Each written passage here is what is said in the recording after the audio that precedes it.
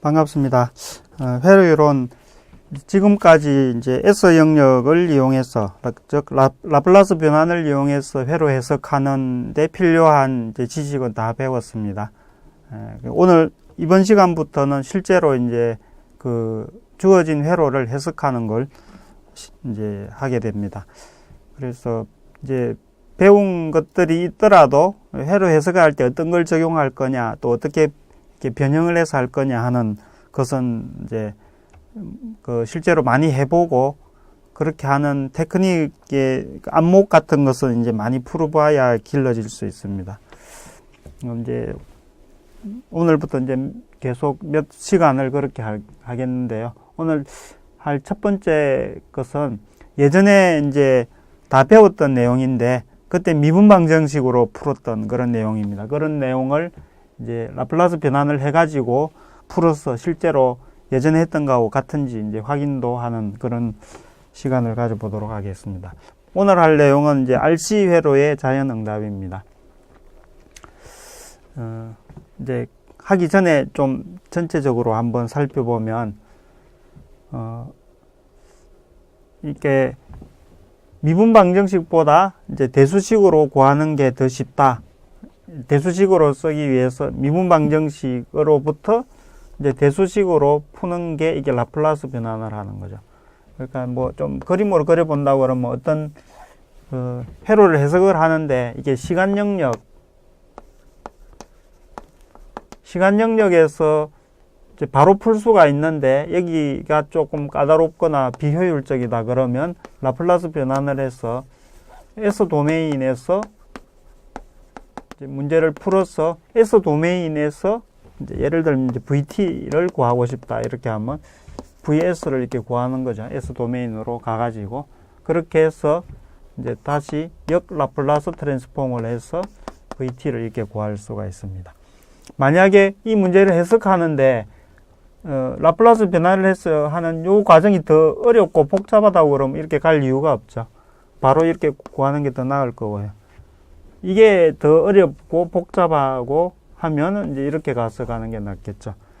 그래서 지금까지 여러 시간을 투자해서 라플라스 변환에 대해서 배운 이유가 이쪽으로 가는 게 더 쉽기 때문에 이제 이렇게 한 겁니다.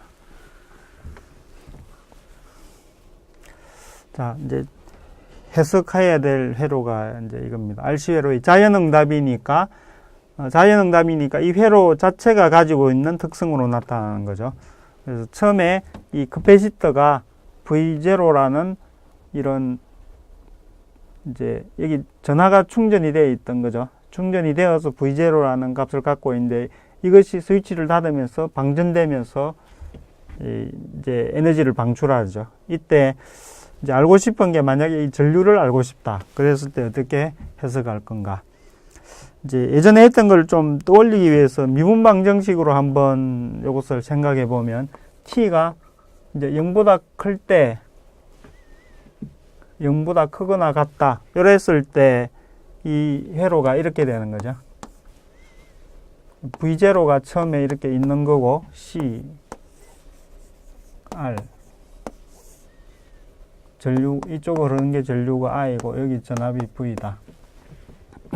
그래서 이제 여기 이 커패시터를 나타내는 식이 이쪽으로 흐르는 전류가 IC라고 그러면 IC가 CDT의 DV 이렇게 되고 여기로 흐르는 전류는 R분의 V 이렇게 되죠. 그래서 요렇게 흐르는 전류, 이렇게 흐르는 전류 두 개 합치면 0이 되죠.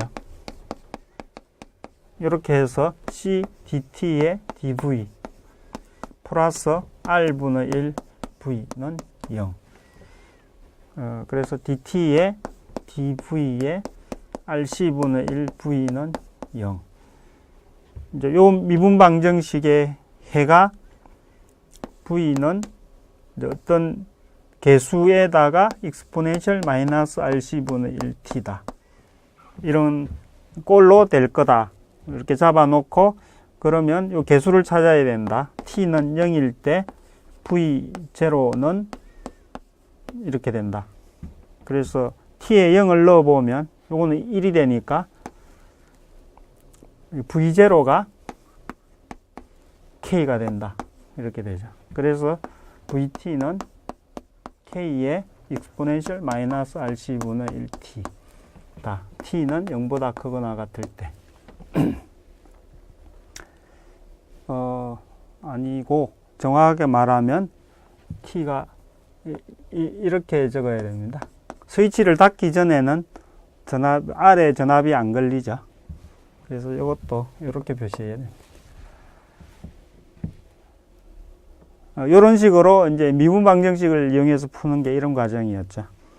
이제 요거하고 비교를 해서 이제 라플라스 변환을 해서 하는 방법을 한번 풀어보겠습니다.